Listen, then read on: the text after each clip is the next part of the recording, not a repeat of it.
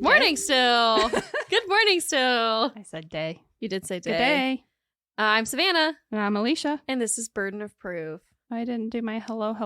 Oh, I meant to ask you beforehand.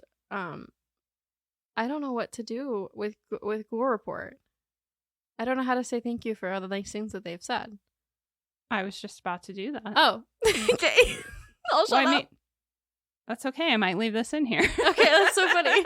I'm like, they've just been so nice. I'm overwhelmed. Yeah, I was going to say, I think we said it in one of the last episodes that we recorded that we're going to do like the social media shout outs for people who comment and stuff. But like sometimes we should still do shout outs for special things, especially special things.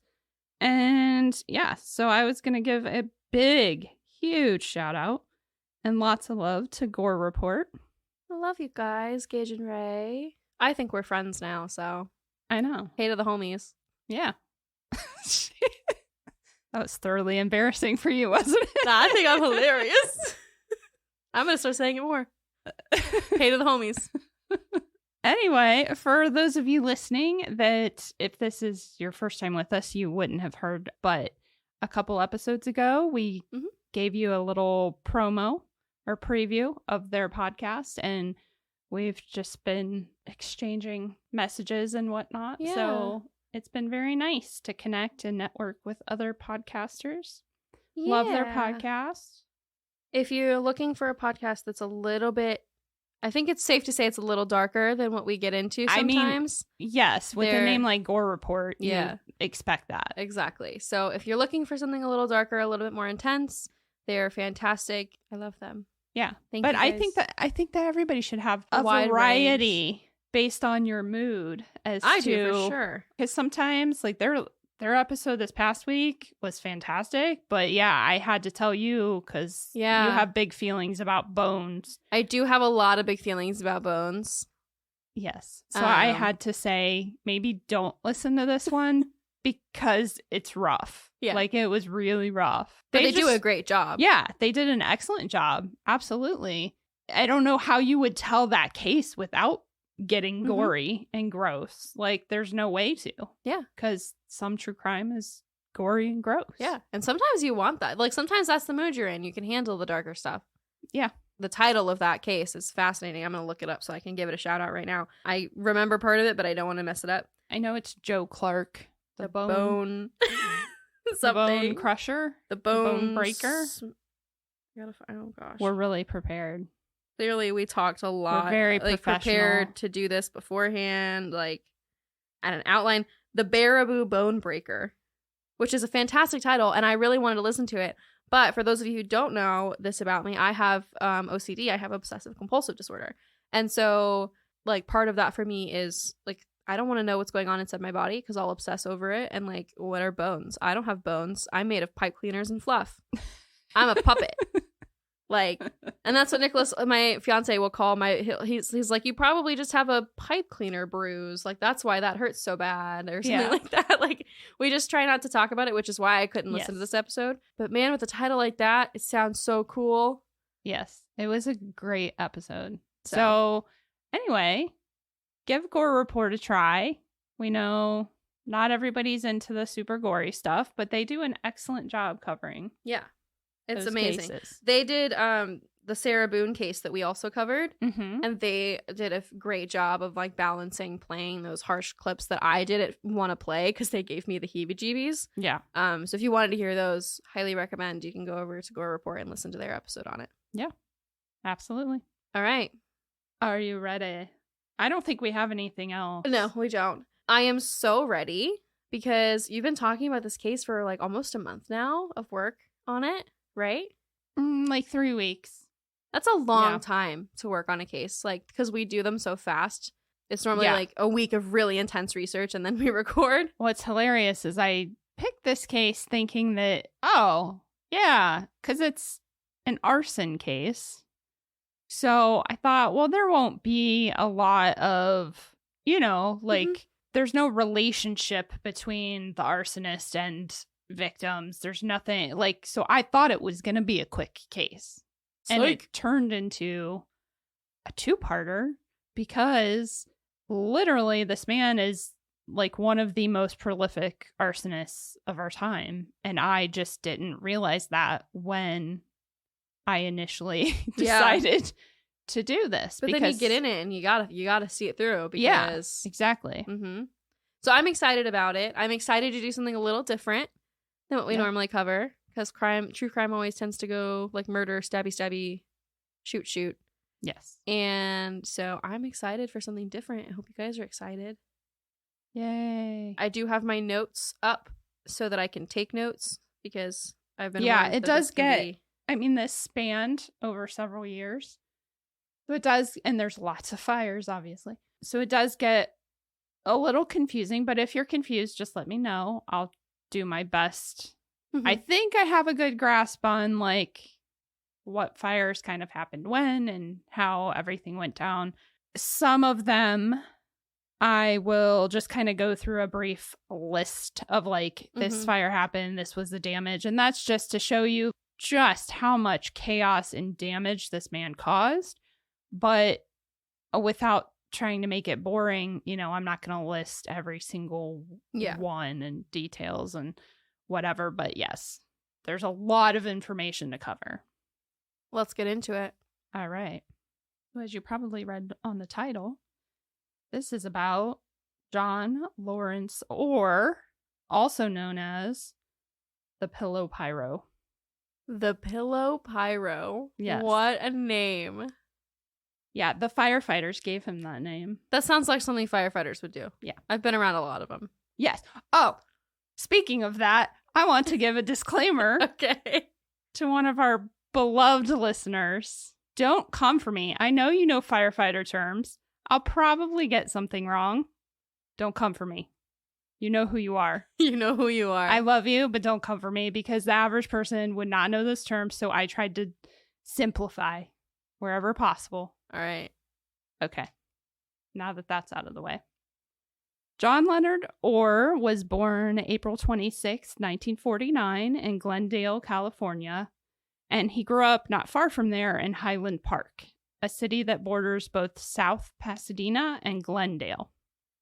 The Orr family was pretty much like any family post-World War II. Everything was seemingly picture perfect. You know, those nuclear families. Make America great again. No, never say it again, ever. No, we do not. We do not. We do not. Yeah, well, it wasn't picture perfect. So no, because it never that's kind of why I wanted to say that. I'd gone so long without hearing that phrase. I'm sorry. It's fine. I'll be fine. Just flashbacks to 2016 and 2017. It's coming again. And 2018 and 2019 and 2020 and 2022. Here we are. Well, the Orr family didn't really encourage extracurriculars like team sports. Rather, John and his brothers were in the Boy Scouts and often spent time hunting, fishing, or at their uncle's sporting goods store, just hanging out with their dad and uncle talking about hunting and fishing. I was going to say something, and I don't mean it, because I was a Girl Scout, and it was the best thing that I ever did, extracurricular-wise. It was so much fun. But my first thought when you said they didn't let them play sports, but they were in the Boy Scouts was, oh, so they wanted them to be losers? No. And I don't mean that, because I loved the Girl Scouts. It was the best thing ever, and I didn't play sports. It was just funny. That's very sexist of you. I'm sorry. It was just a joke. It was just a joke. But it sounds like they were losers. Well, I'm just kidding. John loses in the end. So, yeah, well. Yeah, you know. I'm just kidding, you guys. I'm sorry. I'm fine with calling John a loser. Yeah. Well, yeah. I'm okay with that. And I'm sure most of you will be by the end of this. Okay, so John developed a bit of a reputation for being odd after he shot and killed a skunk with a bow and arrow while out exploring one day with his friends. Yeah. My dude, we're just looking for rocks. What made it even weirder was that he literally said he didn't know why he did it. He just felt compelled to do it. There's too many directions that I can go with this. Even weirder than that. How old was he? I'm sorry. He was like, I don't know, probably around 10. Okay. Even stranger than that, he actually collected the arrow from the body of the skunk, and then he had to go home early because he reeked of skunk juice. No. Why? Just go pay the $3 for a new arrow and just leave it if you're gonna be stupid. Because now you have to go take a bath in tomato juice. Yeah. Also, I thought that like skunks would be way more prevalent in adult life because of how often they're referenced in child media. Like quicksand. Why do we talk about quicksand so much? Yeah. Oh, especially tornadoes. Those of us who grew up in the 70s and 80s. That's all you talk about. I have never seen quicksand in my life, but I really thought it was going to be very prevalent. Oh, sorry, I was late to work. There's quicksand in the road again. Also, it's not like a fast thing. They call it quicksand. It's very slow. It's very slow. I'm sinking. I'm still here. Anyway. Okay. Skunks. That's how we got here. Go ahead. So, even though the Orr family seemed picture perfect initially, they didn't seem so perfect by the time John was in high school. At some point in his teen years, John's mom left the family for a former flame. John was the one to find the letter. Oh, no.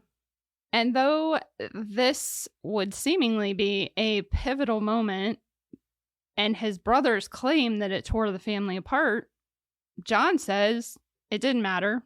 It didn't have an impact on us. Just let that sink in. Okay. Well, okay.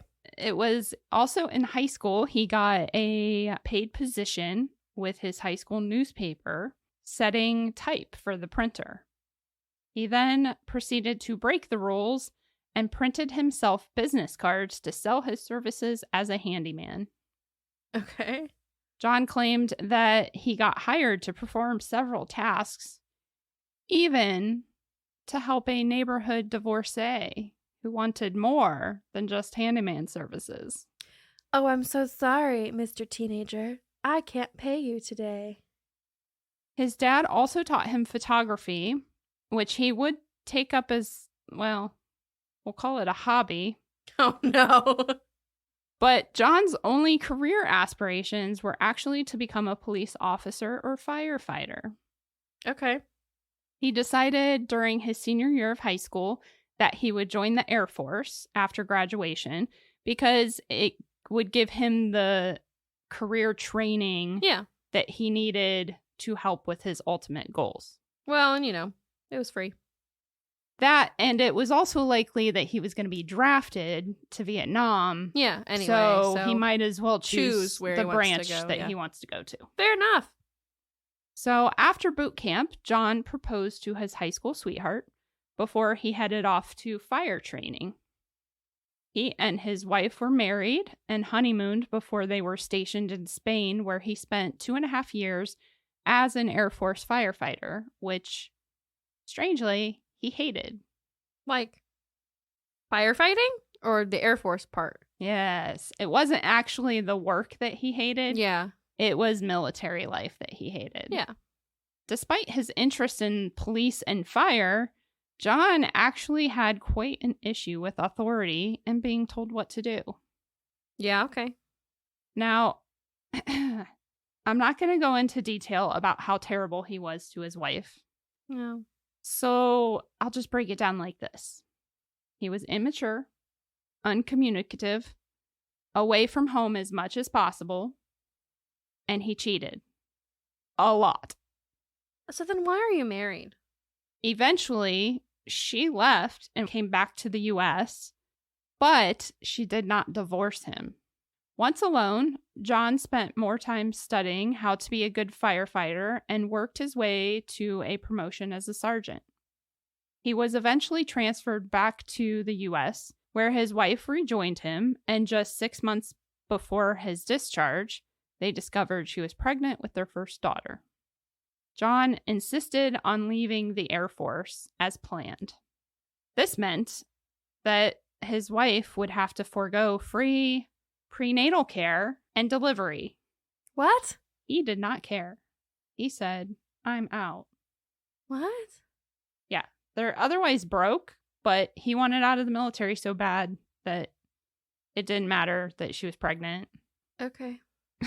Is basically what he said. Delightful.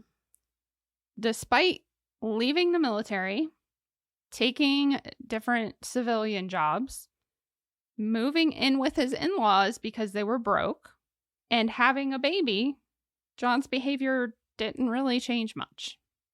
He continued his previous douchery until he convinced his wife that their marriage had a better chance of surviving if they moved into their own place.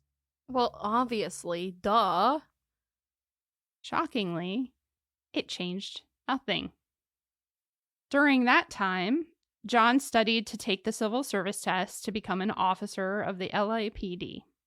He also contemplated leaving his wife and baby, but ultimately stuck around for the time being. He excelled at all but one area of the test to join LAPD. I'm so scared to figure out which one.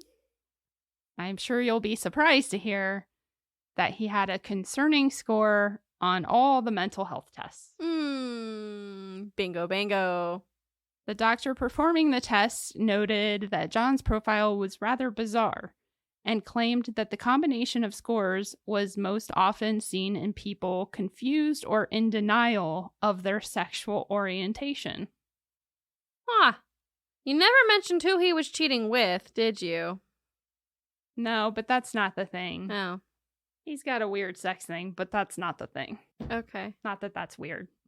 I guess I'm saying he has a weird sex thing, not just a different sex thing. Okay, yeah.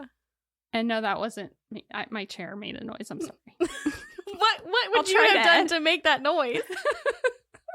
I don't know, but I just moved my chair and it's making strange noises. So it's not that he's questioning his sexuality, it's that he's just got his own weird crap going on then. Yeah. He has a kink of sorts. We'll say But that. it's so bad that the test made it look like he was questioning his sexuality. Yeah, I mean, that's what they said at the time. I don't know that. I think today they'd have a better grasp on what all that looks like. Fair enough. But at the time, yes, that's what that doctor had seen. That's so interesting. So the doctor's official diagnosis was personality trait disturbance and emotionally unstable personality. Okay. Needless to say, John was rejected from the LAPD. That's not needless to say. I should clarify. This is the LAPD we're talking about. Not exactly known for their crime-busting abilities in this era of history. Oh, this era was terrible. This is what, specifically right here. And if he had made it in, it would have been worse. So much worse. But John wasn't going to give up that easily. He appealed the decision, submitting multiple other recommendations and an evaluation from a private psychiatrist. Still, the city of Los Angeles said, no. Hard pass. Hard. Not even like gentle, like hard pass. Big red stamp saying no, rejected. I guess maybe it was kind of gentle because he moved on and he applied for the Los Angeles Fire Department. He was accepted to the LA program, but ended up getting fired after scoring poorly on some written tests and rope and ladder challenges. All was not lost, though, as he found a listing for an opening in the Glendale Fire Department. And to give you a reference, I believe Glendale is... Never mind. I can't remember if it's north or south. It's just outside of LA. Yeah. No, yeah. I'm trying to picture the Glendale, Pasadena area is super popular in a lot of media these days, so most people probably know where it is. Yeah. So it was in Glendale that he thrived and worked his way up the ranks. Despite John being so terrible, his wife stayed with him, and 2 years after the birth of their first daughter, she gave birth to another girl. By the time that baby girl was 1 year old, John left his family just as his mother had, by leaving nothing but a note behind. Well, that's really rude. And when I say nothing, I mean absolutely nothing. Like he took all his stuff? He even cleaned out their bank accounts. Oh, that's so nice to leave the mother of both of your kids with no money. Mm-hmm. What a catch. Unlike his mother, though, John did see his children for visits, but usually just kind of every other weekend when he wasn't working, and occasional vacations. John went on to marry at least 3 more times and often had different girlfriends, and he'd bring his daughters around every one of them. Oh, I hate that. Despite this less than ideal relationship, his daughters were seemingly understanding of his demanding career as a firefighter, and they were proud of him. They'd even brag to friends about him when he got a promotion to become an arson investigator, and they'd often see him on the news being interviewed and then tell all their friends about it the next day. Mm-hmm. What his daughters didn't know is that John's ability to understand arson and crime is often the only thing that saved his career as a firefighter. Yeah. Regardless of how successful John appeared to be in his career, he continued to regularly have troubles due to his attitude, reactions to authority, and overstepping when it came to his duties, which is really kind of putting it mildly. Yeah. Honestly, it seems to me that the only thing that saved his job and earned him the promotion as Glendale's first arson investigator was the fact that he was a bloodhound. Like, he would not give up. Yeah. His second job for a long time, because as you know, firefighters often have second jobs. Yes. The life's the way that they live kind of lends to the extra. Yeah. He was a security guard at a Sears, and there he learned a lot of skills on spotting crime and questioning people. Yeah. But as you can imagine, he had wanted to be a police officer. Yep. So being Paul Blart doesn't really wasn't good. I was trying to avoid using that reference, but yes. Why are we avoiding it? First of all, no, full stop. Paul Blart Mall Cop is arguably the best movie ever made. It is perfect. It has everything that you need. It's perfect. I'm going to watch that when I get home. So you know what? No, I take it back. He would be lucky to be Paul Blart. Lucky. And the second Paul Blart is just as well. Okay, it's not just as good, but it is also good. Say, the seconds are never. But it's good. Come on. You know what? I'm going to take it back. I don't want to disrespect my man by saying he wanted to be. No. I love Paul Blart. I love me some Paul. All right. So John also seemed to have a natural gift for tracking points of origin, which led to an extremely comprehensive understanding of arson. At a time when arson cases were only solved about 8% of the time, and it was happening so often, it had been declared an epidemic, especially in California, where brush fires are a regular danger to all residents. Someone like John Orr was exactly who they believed they needed. Now, years later, as a seasoned arson investigator, his official work record was glowing when it came to his investigating, but he continued to overstep quite often, broke dress code constantly, and abused the perceived authority of his position. Yeah. I just want to make a note. Now, mind you, this is like by the time he's an arson investigator, it's the 1980s. Okay. I'm just painting a picture here.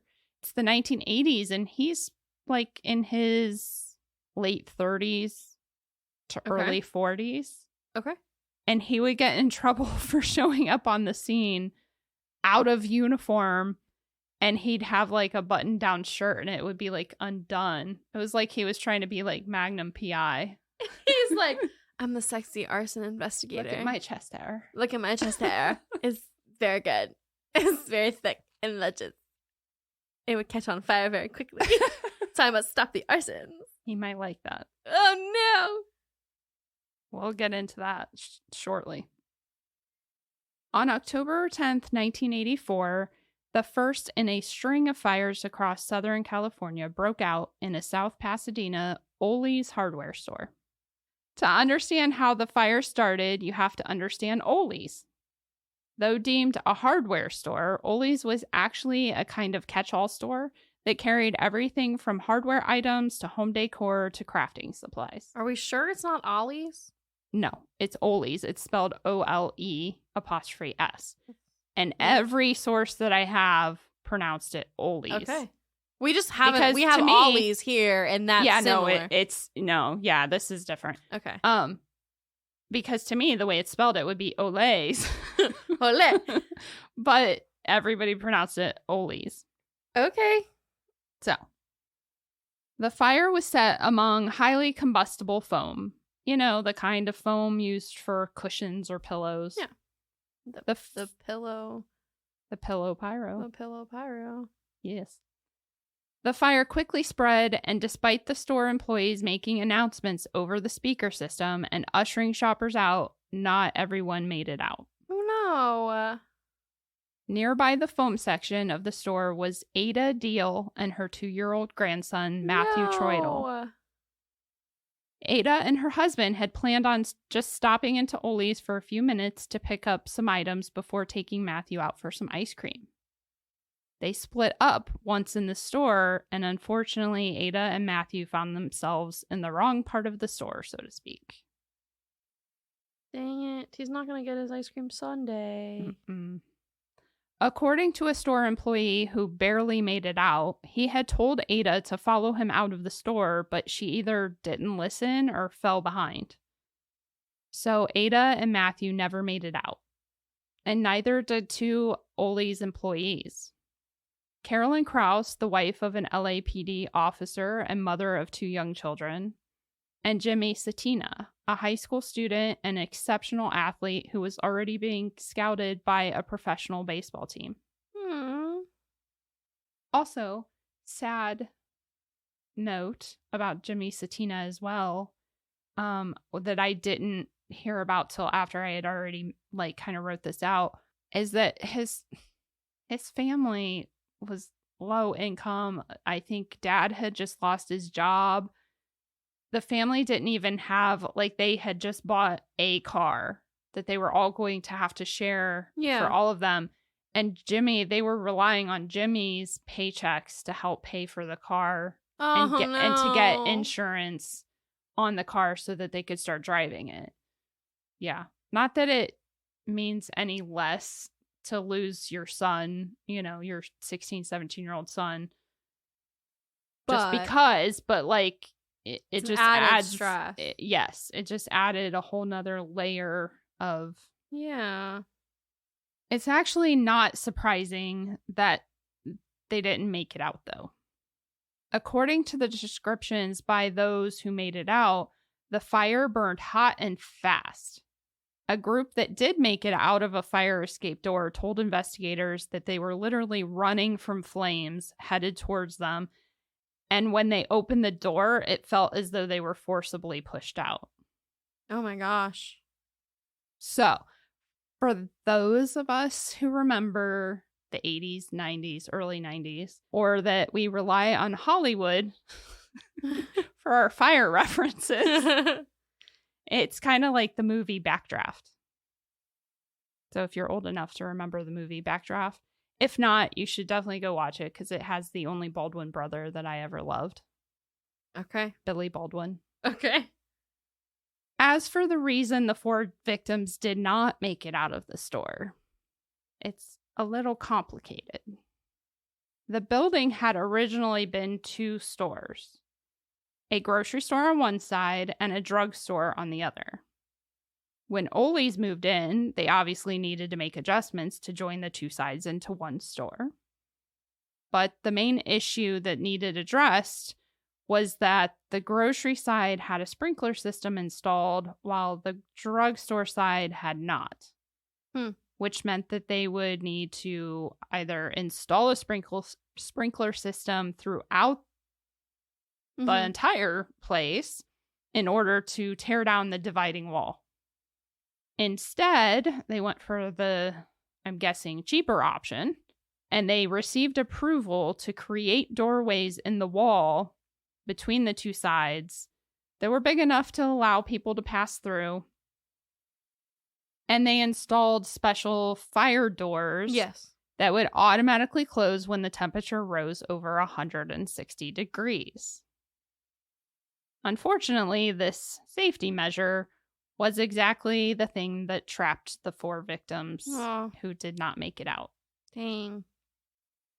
It's believed that they tried to get out through those doors, and then when they realized, these doors aren't going to open back up, they suffered from smoke inhalation before making it to other emergency exits. Mm-hmm.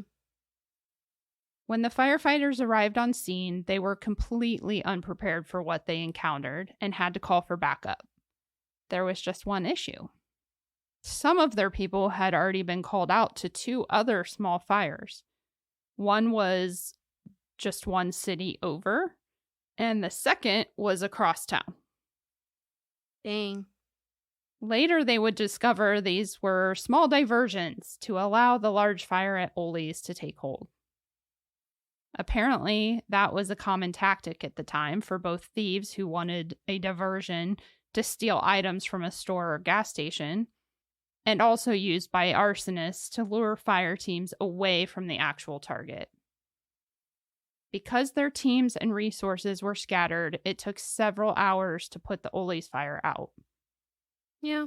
Well, it was normally destroyed. takes... That's the thing that people don't realize about fires, too, is that it's not just, put water in the fire. It is exhausting, and it is very long. Yeah. Like, you're not going to be on the scene of a fire for 30 minutes to put out a fire. Like, it...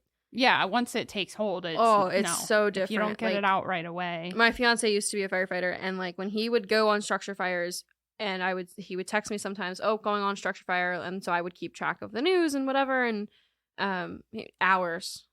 Yes. Yeah. No one seemed to know how the fire started. However, there was one man who knew, and he was there, standing among the onlookers, taking pictures. Which, I mean, why? You know why. I know why. It's a gross reason. Yes, it is. Because investigators were stumped on how it started and the media wanted answers, the fire chief, who was known for being stubborn and suspected of being overly prepared for retirement, Ew, no. Deemed, that's not good. yeah, he deemed it accidental. Now, John Orr, the esteemed arson investigation captain, and Jim Allen, the California State Fire Marshal, who both arrived on scene afterwards, Supposedly. they openly disagreed with the chief. Oh, Yes. that's kind of weird. Is it? I mean, yeah, it is actually. Like, Yeah, they openly disagreed, like strongly.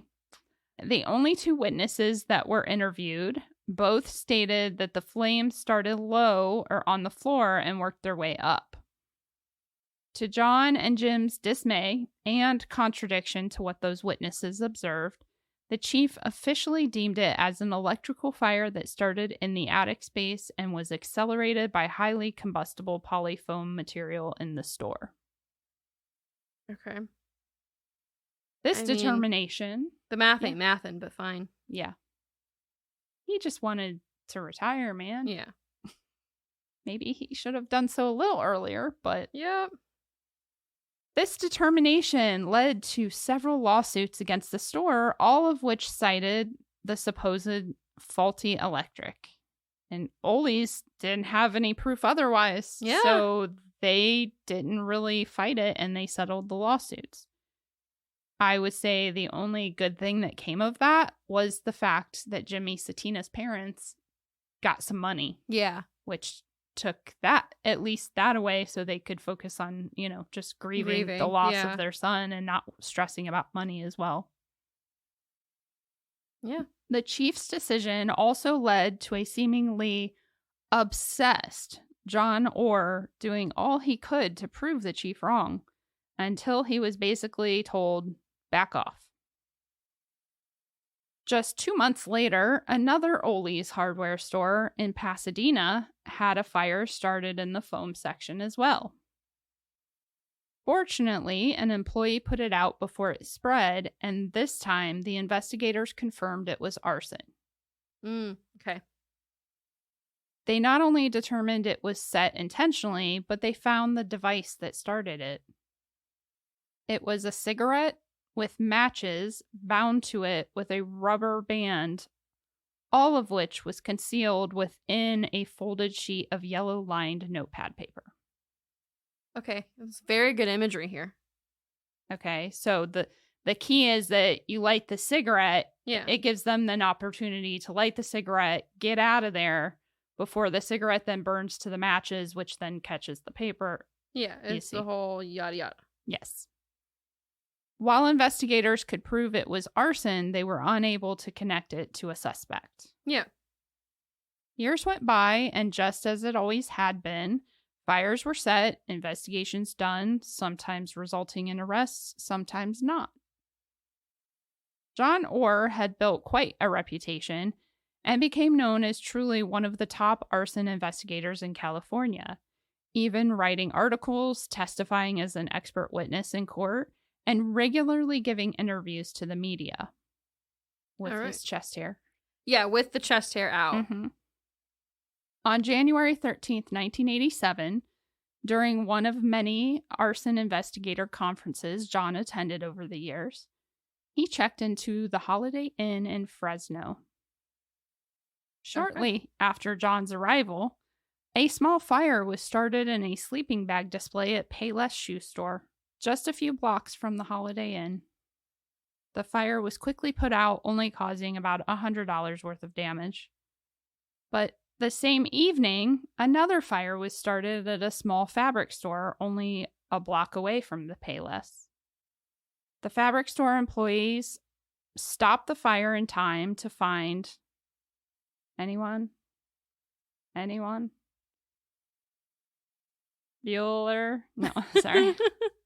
Matches bound to a cigarette, folded up in a piece of yellow-lined paper. 2 days later, January 15th, there was another fire at a Hancock's fabric store just across the street from Payless. Why does he like stores? Because he's the Pillow Pyro. Yes. But, interesting. Yes. This time, it wasn't contained and ended up being almost as bad as the first Ollie's fire, costing $500,000 in damage. Between witness statements, ruling out accidental causes, and the fires started at the other stores just days before, the Fresno fire team deemed this an arson. The very next day, January 16th, the manager of the fabric store informed Fresno investigators that their store in Bakersfield had also caught fire. Interesting. Why? That's not fair. If you're gonna, okay, that's just not nice.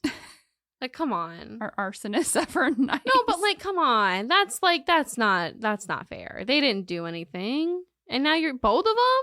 Both of them. Mm-hmm. Meanie. I believe it may have been around this time that the arson investigators themselves had coined the phrase, the Pillow Pyro.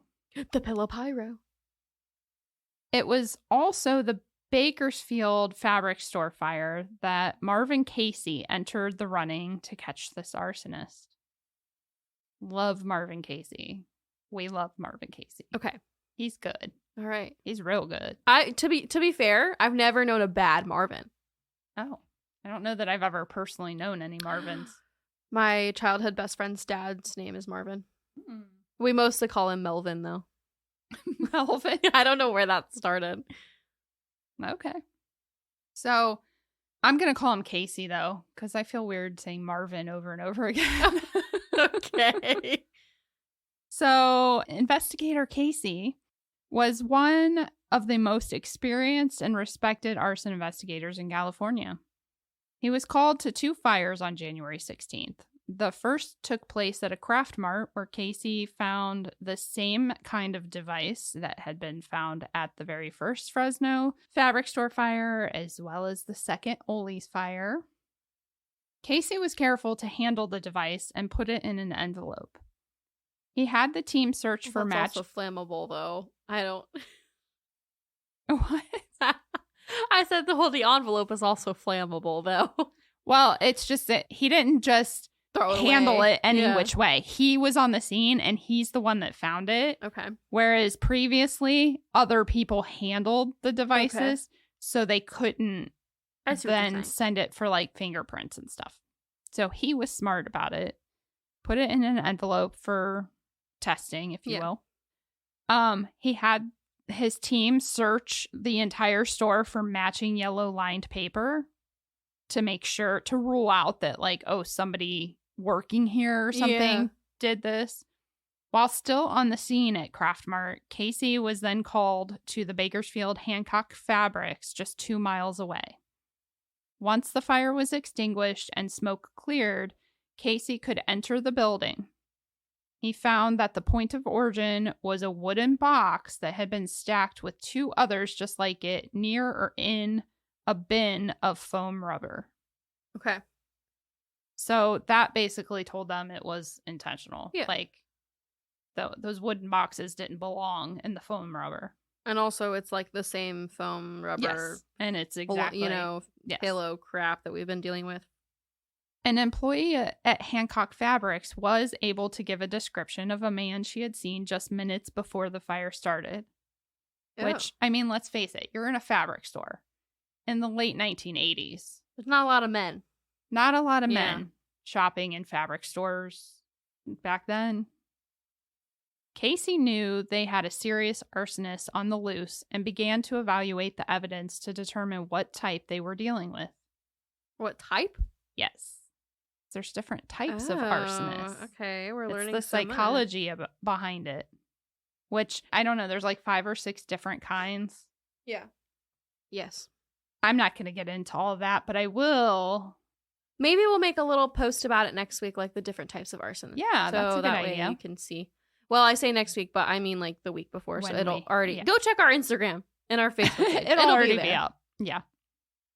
In the meantime, he had the device from the Craft Mart sent to expert Clive Barnum to check for fingerprints. Now, did Clive also work for the circus? Are you Yeah, I was going to say, are you thinking Barnum? Yes. Like fun fact. P.T. Barnum's descendant was a forensics fingerprint expert. Nice. And the rare chance that any of you listening don't know what we're talking about. I don't know how. But well, we do. In the case that you don't. Yeah. We're talking about Barnum and Bailey Circus. P.T. Barnum. I will say pause. Not only that, but The Greatest Showman. Like, how do you not? Yeah. Okay. So a 13-point print was there, but it wasn't perfect. And it would take time for them to find the match. Okay. Well, I mean, yeah, that makes sense. I mean, it's annoying, but like, what are you going to do? Yeah. Bakersfield investigators, now on the lookout for anything that may be connected, got word that 2 more fires had taken place that same day in Tulare, California, a town that was about halfway between Fresno and Bakersfield. Well, they're getting around. A small fire had started inside a sleeping bag at a surplus city that caused minor damage, and just 45 minutes later, a fire that was set in a display of pillows in the Tulare Family Value Center with a device, just like the others, was recovered at the scene. So I just want to clarify, he's bringing this device, the cigarettes and the matches and the paper, to the store and then finding things in the store to light on fire, just so that we're... because he just casually... And I think the paper is not only to help the fire, it's so that he can just casually... hide it. You would look like you're just carrying a list. Yeah. Like a shopping list. So... And then once he finds where he's going to set it, he can just casually light the cigarette. Yeah. Gently place it in the thing. And once the cigarette burns and hits those matches, then... he can already be gone. He's long gone. Crazy. One of the witnesses, I forget which fire it is, but one of the fires that a store employee actually did say, I did see a man, and it was one of the many fabric stores, I believe. She smelled cigarette smoke. And so she started like looking around because she was looking for who's smoking. I'm going to tell them they can't be smoking in it's here. a fabric store. Like, it's going to get caught in the fabric. And Exactly. So even though back in the 80s, people smoked in all kinds of places, but it being a fabric store, you couldn't smoke in there because obviously everything is highly flammable. Well, not only is it flammable, but like the smell of cigarette smoke it's going to get in the fabric. Like, you can't, no. So she was only one of 2 employees working at the time, and the store was slow, and she smelled smoke. So she like stepped out from the counter where they cut the fabrics and like looked around, and she saw him, but he didn't have a cigarette in hand. He wasn't smoking. So she went back and helped the customer that was at her counter, and then bam, he's gone, and fire started. Yeah. Now, back to the fingerprint. Yes. They ran the print through every database they could, but found no match. Investigator Casey began to think it could be one of their own. Yeah. Due to the skill used and the proximity to the arson investigation conference that had just taken place that same weekend. Well, and the thing about arsonists is that they tend to be super involved in the aftermath of their crimes. Yeah, like posing as a photojournalist, taking pictures. Yeah. Or like, I don't know, being an arson investigator. Seems like a good cover. I mean, I don't know. I don't want to spoil anything, but I mean, I feel like that's kind of why we're here. Armed with some solid evidence and a hunch, Casey acquired a list of all the firefighters who attended the conference and where they would be traveling from. Yeah. Sometimes all you need is a good hunch. Narrowing the list to include only those who attended alone and passed through the Bakersfield area to get there, he ended up with 55 suspects. Yeah, well, you can get through that. Well, you would think. Oh, come on. Unfortunately, that brotherhood mentality took over, and Casey was dismissed by his superiors and borderline shunned by other investigators for suggesting that one of their own was the Pillow Pyro. His request to compare the print he had to the prints on file for each of the 55 suspects was denied, so the investigation came to a halt. All right. During this time, John simultaneously complained his way to a promotion as captain and irresponsibly gave the media theories about arsonists who had not yet been caught. Interesting. I'm so shocked by this news. In March of 1989, John headed to Pacific Grove, California for another fire investigation conference. He left a couple of days early, claiming that it was a chance to connect with nature, and stopped in San Luis Obispo along the way. That same afternoon, there was a small fire set and some bedding supplies at a five and dime store. Oh my gosh. Just 5 miles south from where John was staying. The day before the conference began, there was a significant fire started in a Woolworths in a town along the path from San Luis Obispo to Pacific Grove. Like all the other fires, the Woolworths fire point of origin was traced to bedding and pillows. Bedding and pillows. It must be the Pillow Pyro. John stayed for the 4-day conference, but told his wife he was going to take his time on the drive back. But he did ask her to take a train and meet him in San Luis Obispo. John also asked that longtime friend and California State Fire Marshal, Jim Allen, to meet up with him and his wife for dinner. Okay. What? What? Trying to set an alibi. What? I mean, it's almost like he needed A cover story. But in the nearly 48 hours before John would meet his wife and friend in San Luis Obispo, 4 more fires would be set. He is really going through a lot of matches. Like, yes. Must have been a big box, like the big box you can get. Probably. The first 3 took place in the city of Atascadero, which is about 2 hours south of Pacific Grove on the route to, you guessed it, San Luis Obispo. It's a fun word, Obispo. Yes, it is. All 3 took place in retail stores and were started in foam padding or bedding and pillows. In at least one of the fires, an employee found a piece of yellow-lined paper near the point of origin. The last fire that day happened in San Luis Obispo and was the worst. It was started at a party exchange and originated in some packing material. The fire managed to destroy the 3-story building. Oh my gosh. And caused around $500,000 in damage. Wow. Investigator Casey from Bakersfield heard about the fires along the Pacific coast, and his suspicion that it was one of their own was validated. Yeah. He was like, oh, hell no. This has got to be it. He contacted the organizers of the Pacific Grove Conference for a list of attendees and was able to narrow down his list of suspects even further to just 10 men who had also attended the 1987 conference.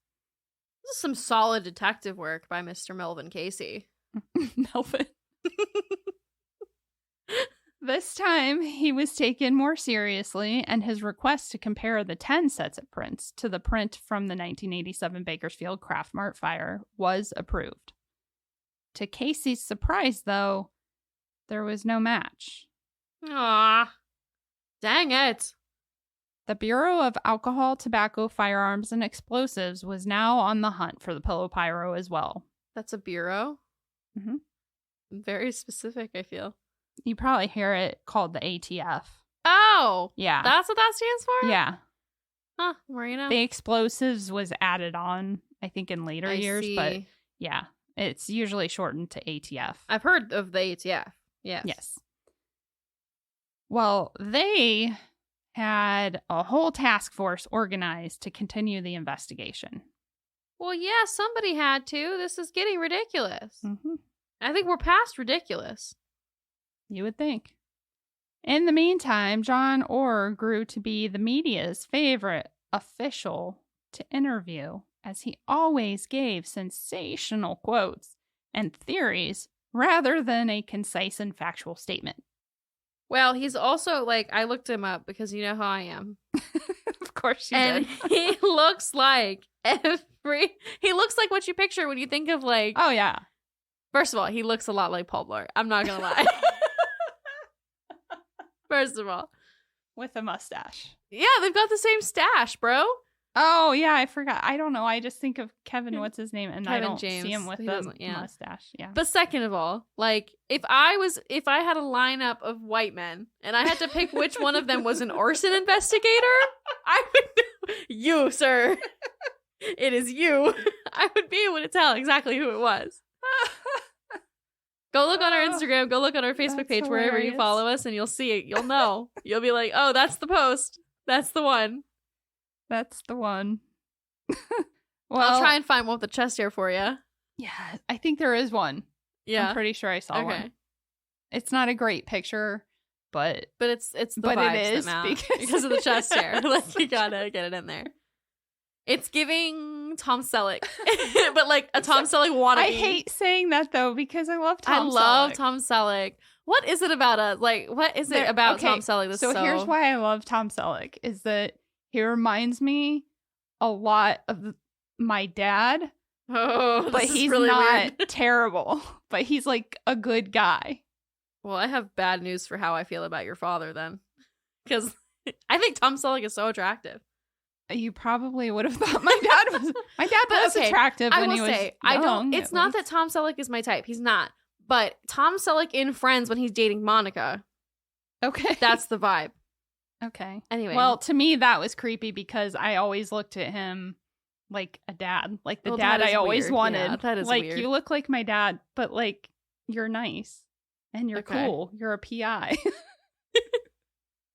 Anyway, this is a mess. Moving on. It's fine. Sorry. That's funny.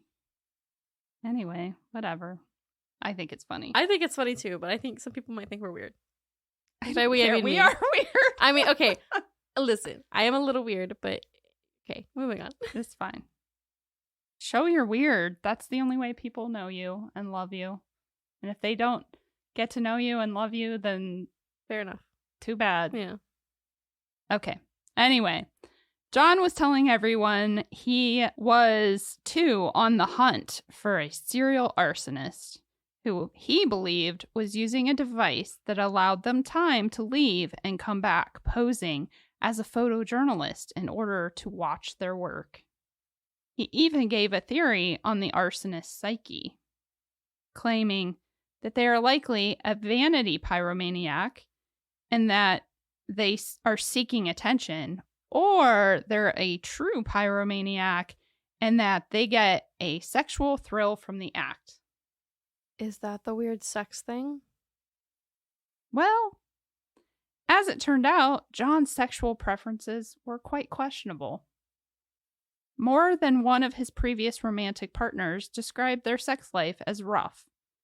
They said he would always, not sometimes, always wanted candles lit during sex and would do things like tie them up, rip their clothes off, and even want them to enact rape scenarios with them. Okay. Always with the candles. It's the candles. Mm-hmm. Like, can you imagine, like, you're in the moment and he's like, hold on. There's not a candle. I need a candle. Like, okay. I'm sure initially, like, they just thought he was being romantic. Yeah. But then it's weird. But then when you start getting rough and, like, then you always have to have a candle, that gets weird. That's weird. Well, it's just like, so, okay, hold on. Did he, okay. Could he, like, not start without a candle? I don't know, but it always, basically, it was alluded that it always had to be a candle or outside in nature for some reason. Okay, that's weird boundaries, but... And I didn't get into this, but I will because there's an opening.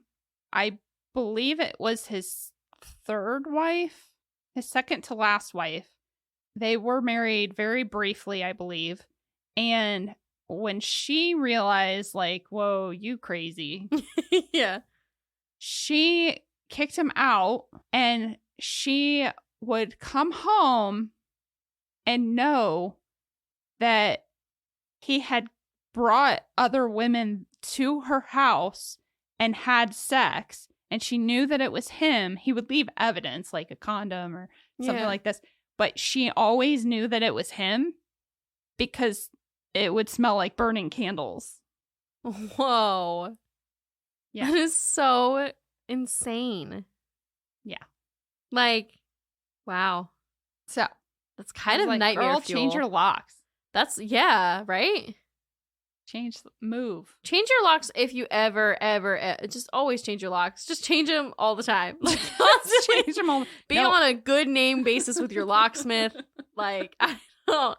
Maybe don't go that far. That was like in our case about the Cananan family. She always changed the locks. Oh, I don't remember that. Did she?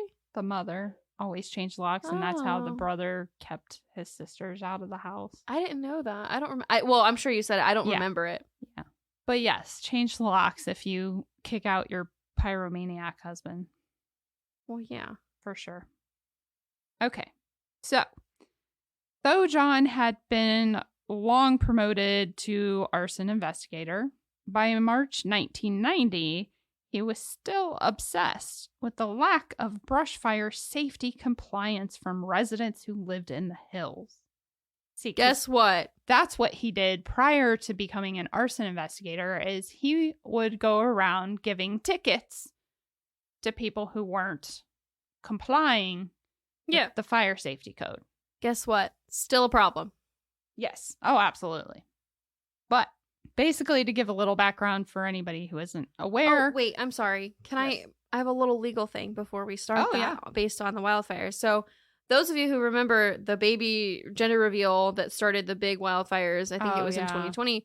Fun fact for you, a lot of states, if you cause something like that, you will get charged and you will have to pay for every aspect of the fire service team and all of that. As it and should it's be. not cheap.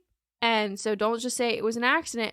Nope. You were deliberately being ignorant, negligent. Yeah. And so therefore, here's a massive bill. Yeah. Yep. I think that's fair. I think so too. Especially when you live in a place like California, this is a problem. It's been a problem forever, which is what I'm about to get into, is the history of that and why they have these laws about how you landscape. Yeah. Well, and I think in some places too, if you have a fire, it's not necessarily a free public service. You either pay fire dues, or if you have that situation and you can't prove that you've paid your fire dues or your fire taxes, you get charged for it. Yeah. I mean, so if you're wondering why you're paying taxes for stuff like that, that's why, because otherwise they're going to charge you for it.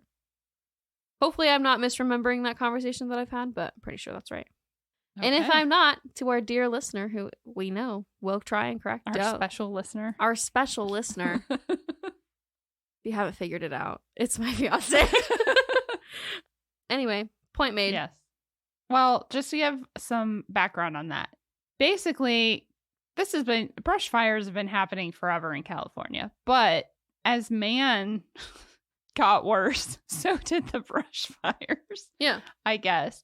So after an enormous brush fire in the 1960s that caused an unimaginable amount of damage, California enacted standards for landscaping that's supposed to help slow the spread of wildfire, especially along the areas that are populated. Yeah. John created a plan for homeowners that he claimed would help protect their homes and lower their insurance rates. But his plan was dismissed by both officials and residents alike. Well, rude. Because I think his bosses are like, this isn't what you do anymore. Stop it. Just do your job. And people just, some people just aren't going to care. We know that then. We know it now. Some people just don't think it's going to happen to them or whatever. They just don't care about the environment or whatever. Well, just a few months after he made this presentation, in June of 1990, a series of brush fires were started throughout the hills of LA over just about a week period or so. 3 different areas were battling smaller fires when a larger one was set in Glendale. Emergency dispatch services were flooded with calls from residents from the area. Homes were being consumed fast, and gas mains started blowing up in the midst of everything. It took every available resource, which included 74 units from all over the LA area, and even courageous residents who helped fight it where they could, to extinguish the last of it. The fire burned for more than 5 hours.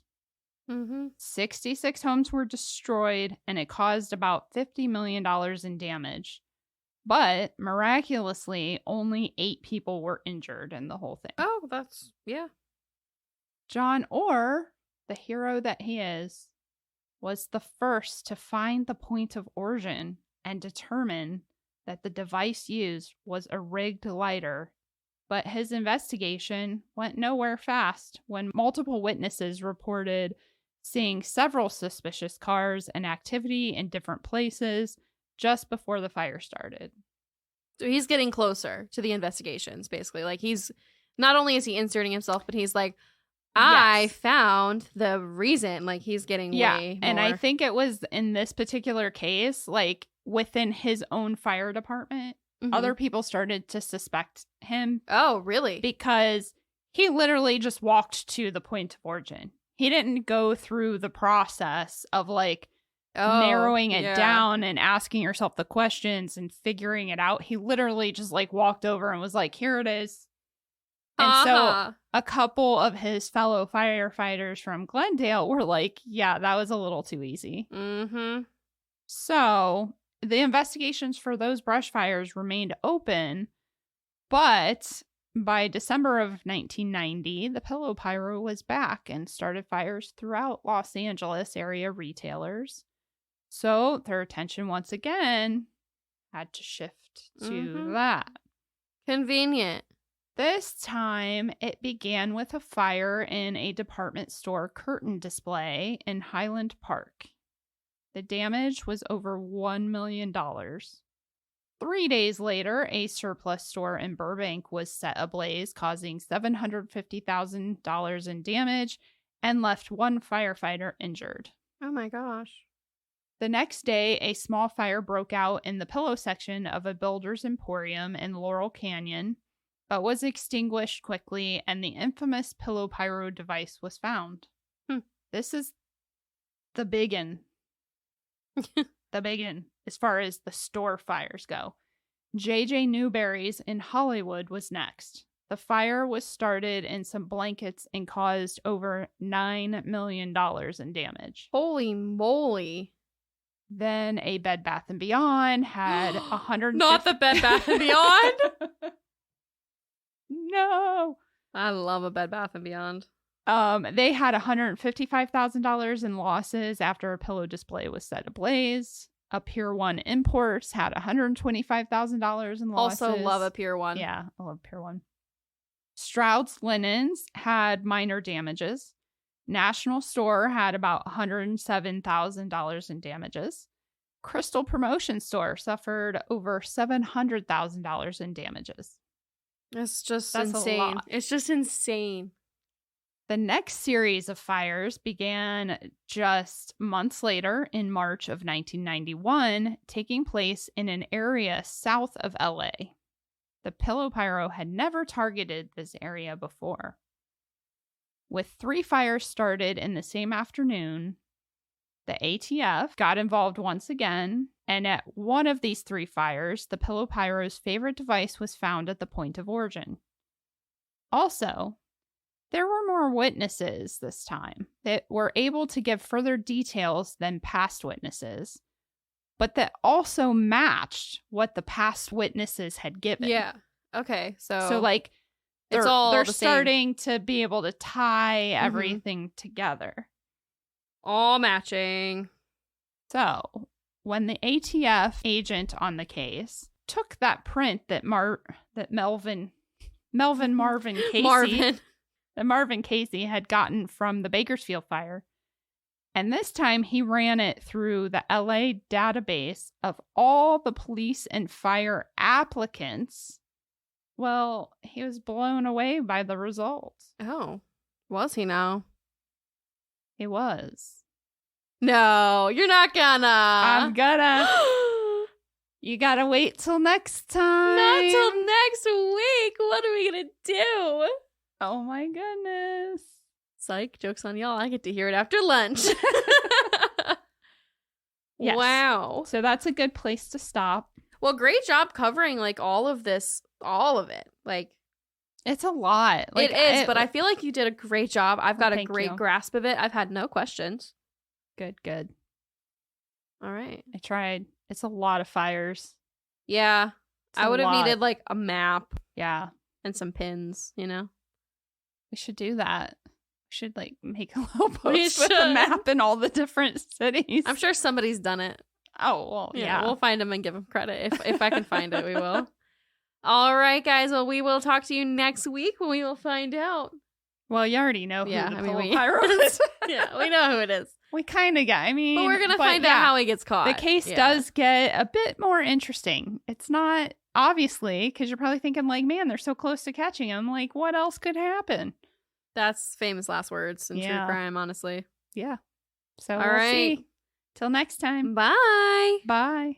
Thanks for listening, guys. Find us on Instagram and TikTok at Burden of Proof Pod and email us at burdenofproofpod@gmail.com.